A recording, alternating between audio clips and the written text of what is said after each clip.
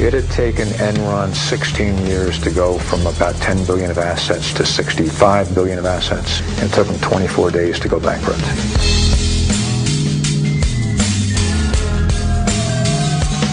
The fatal flaw at Enron was pride, arrogance, intolerance. Well, the money you guys stole from those poor grandmothers? We can add $1 gazillion to the bottom line.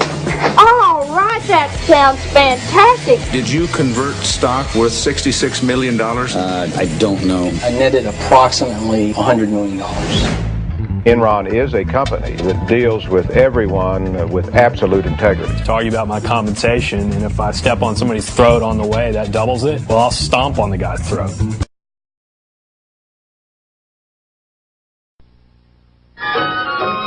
Oh, the weather outside is frightful, but the fire is so delightful. And since we've no place to go, let it snow, let it snow, let it snow. Man, it doesn't show signs of stopping, and I've brought me some corn for popping. The lights are turned way down low. Let it snow. Enron's accounting firm, Arthur Andersen, was convicted of obstructing justice.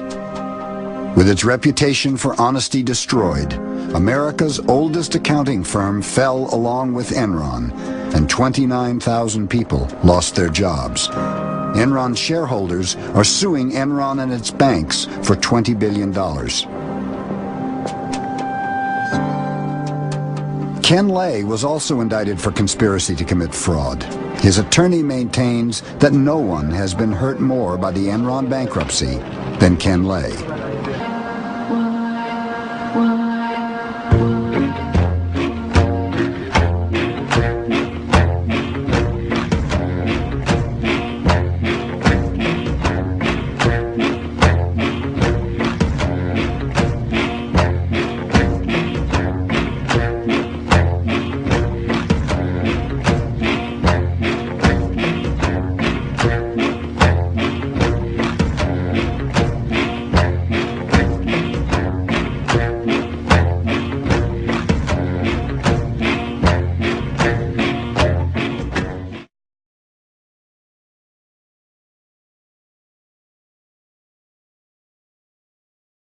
I've been speaking here in Belgium on a conference on future trends, and one of the things that's very much uppermost in people's minds, at least in October 2007, is the US subprime crisis.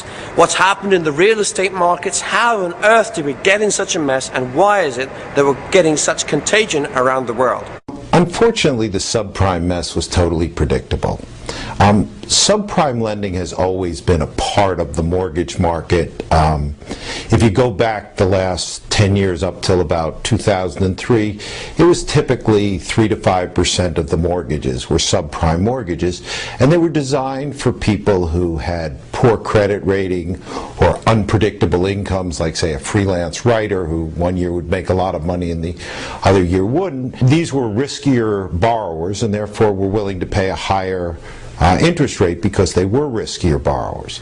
All of a sudden in 2004, and then for the last 3 years, instead of it being 3 or 5% of the market, it became 15% of the market. It is popular in America today to say in a variety of contexts, it's just a few bad apples. No, it's not. Please. Yeah. It's not, and I try and document that. I'm the first one to, in the book, I'm the first one to admit that the actual real wild frauds, the WorldComs and the Enrons and the Health Souths and the Adelphias. I could go on for a little while longer pretty easily, but that is a few bad apples.